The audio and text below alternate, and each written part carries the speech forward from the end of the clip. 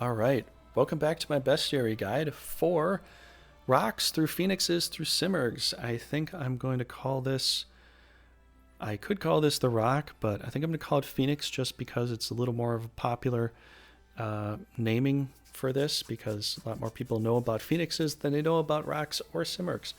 But this will get a little confusing somewhat, but just the basic explanation right off the bat to help you out is that rocks can turn into Pheonixes or Simurghs. But as you see, as I am a Pheonix, I cannot change into a Simurgh.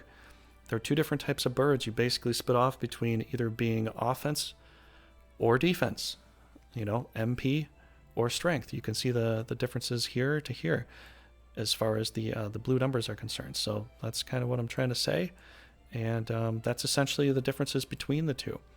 But you're going to start as a rock. Now, what was a Simurgh in the original one here?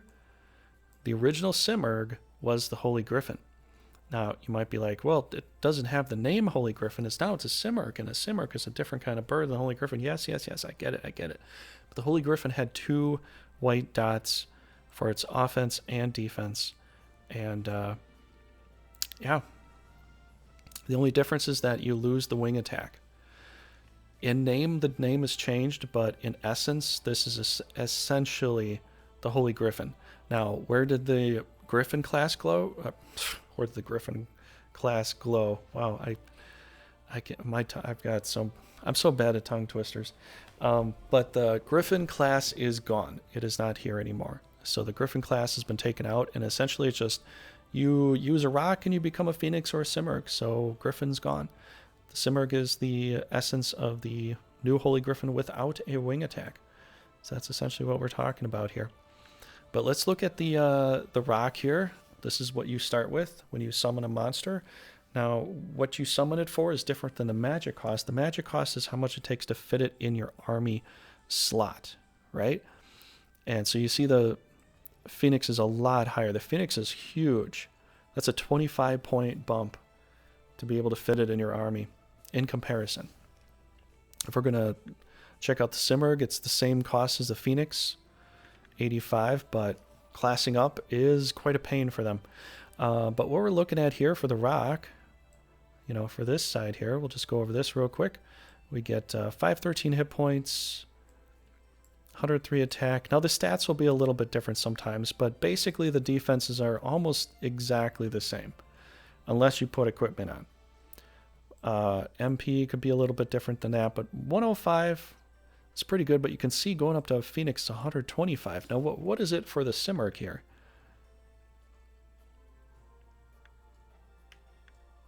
Well, it looks like it's like a 10 hit point bump, but not as strong of defense for the Pheonix here. You can see that. So that's why I'm saying one's offense, one's defense. Really, that's what it comes down to as far as birds are concerned. Plus, the offensive one has one extra mobility, so it can move one extra space.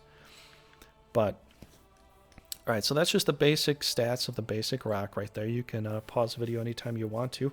But before we get into this here anymore, if you enjoy this kind of content, please leave a like and leave a comment. Let me know what you think about this. What do you prefer?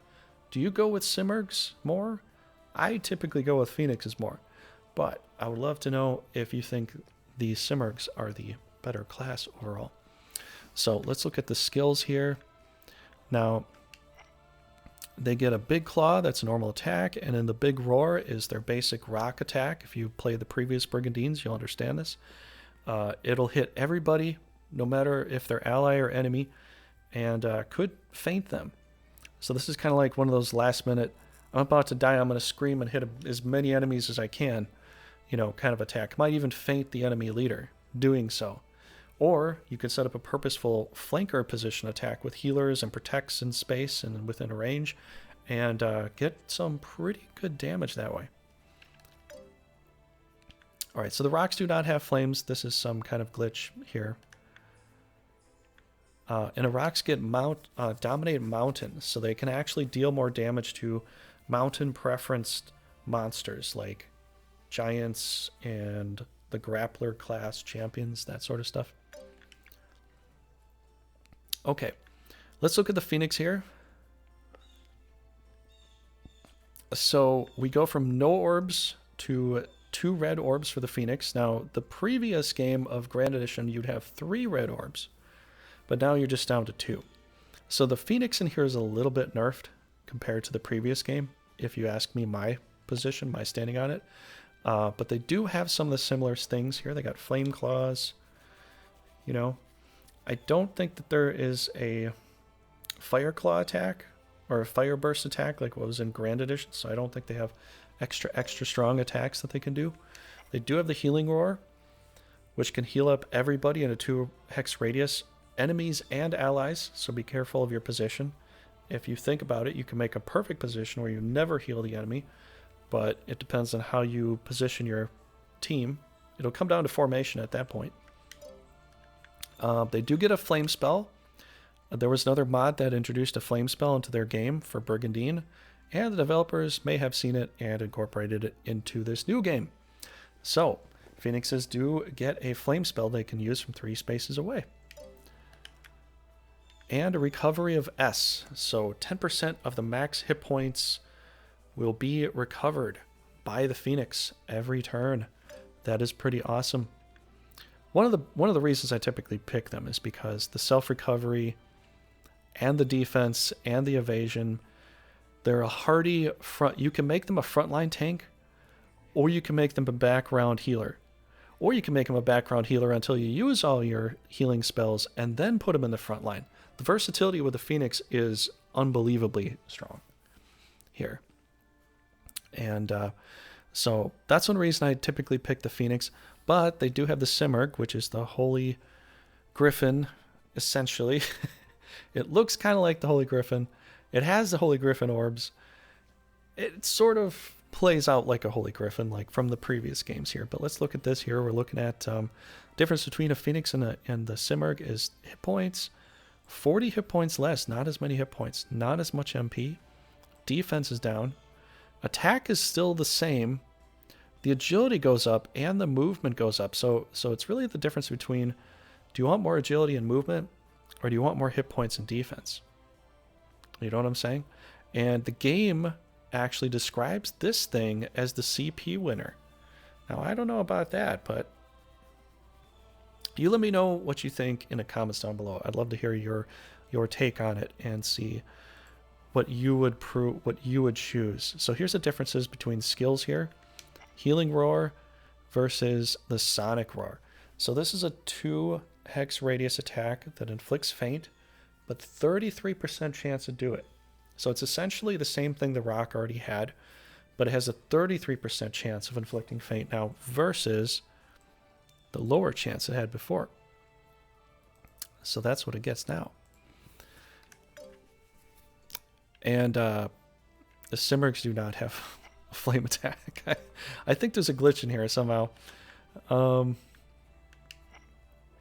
Unless they added that, and I'm totally oblivious because I'll have to look at the Simurgh here real quick, but I'm pretty sure it does not have flame attack. It has Dominate Mount of S. So 50% more damage to champions, grapplers, giants, titans, cyclopses, all rangers, dancers, anything that loves to be on a mountain. This thing will do damage. So it could depend upon what team you're going to fight against as to how you want to work this. So let me come out here. We do have a Simurgh here, which I actually can look at. And I've got all these extra pieces of gear on it, so that'll actually change the stats a little bit. But it does have a Sonic Roar. As you can see, there's no magic, so it does not do flame. That was a glitch in the system there. A glitch in the matrix. The Simurgh, for here it says, a rock's new form following a class change. Legends say, good fortune will come to anyone who sees one. This form grants them white-type energy, improved attack and agility, and other abilities useful on the front lines. The cries have a better chance of stunning enemies, and they do even greater damage to monsters that excel in mountainous terrain than before. So, one thing I wish that this bird had would be the wing attack like the Griffin had beforehand. I would think it'd be way more versatile, and I would probably pick them a little bit more than typical. Now, yes, if the enemy team has a lot of mountain preference kind of guys, this could be your thing. This could be the way to go. But I don't always see that. So anyways, that's the kind of gear you can put on it. Pretty much almost the same you can put here. So if I just go units and I press here, see how pretty much the same gear you can equip on a Simurgh and a Pheonix and a rock, all the same stuff. Here's the hit point recovery. Here are the spells right there, Healing Roar. Now, you have to click skill to use Healing Roar instead of going into magic for spells. I don't know why that's that, but that is. And then there's the MP for it. And the reason, I actually talk about this a lot. If you're a new player to Brigandine, reason I love using rock heals over other things, because typical heals about 180 power score. This power score is 200 for this Healing Roar, this area heal. Or no. The typical area heals from bishops and stuff are actually a lot less than that. But heal on itself is usually about 180 for its power. This is 200. This has never changed. And this is a massive amount of heal you can give to your entire team. And this is the best thing in the game that you can use for area heals. And the cost itself is dramatically less than a typical area heal from a bishop. So these things actually excel at Healing Roar and area heals more than bishops and saints and healers and anything of that kind. I'm just saying, the reason I picked them is because of this. That area heal is quite fantastic. It can heal up your team very well.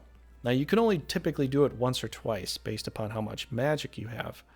But if you put on certain kinds of gear, you could get that MP up really high. So just remember that. That's why I had to say it. I'll leave it at that.